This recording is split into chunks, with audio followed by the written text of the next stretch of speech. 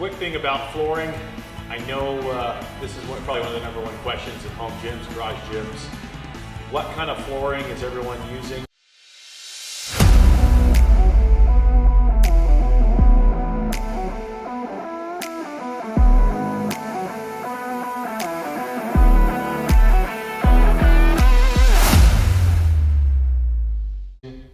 I'll tell you what we used, and I can tell you, the feedback on that. So we used rubber stall mats from Tractor Supply. Now, about a year ago, they were hard to get. They were actually sold out everywhere. There was people reselling them on Craigslist for $90, and that type of thing. But we ended up just waiting. Finally, our Tractor Supply got some in. We were able to pick some up, and they were about $45 for a 4x6 piece of rubber stall mat. That's what they call it. And it's 3/4 inches thick. It's dimpled on one side and flat on the other side. Now, at the time that I'm filming this, I think that might have changed. It might be like a checker plate pattern now, but depending on what supplier you're getting it from or what Tractor Supply has. But it doesn't matter, it's the same idea. It's just 4x6 rubber stall mats used for basically horse stalls, that's why I call it that. But you can use it for anything. You can drive on it with your car. I mean, it's very, very durable. It's super strong, durable rubber matting. So that's where we got it. Now, how did we tape it together? So we used Gorilla Tape, and this probably is not going to show up, but you can kind of see that. And I'll throw a picture of the tape up on the video.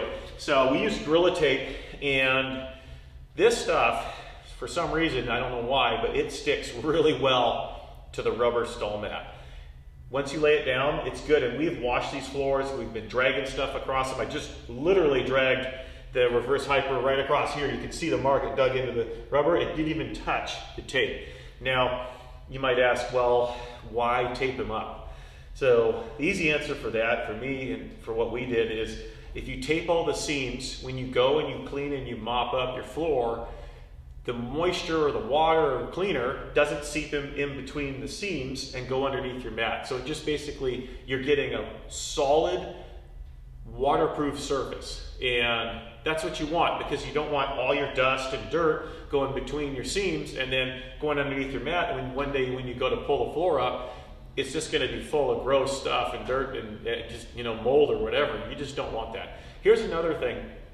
You can do the dimpled side up, or you can do smooth side up.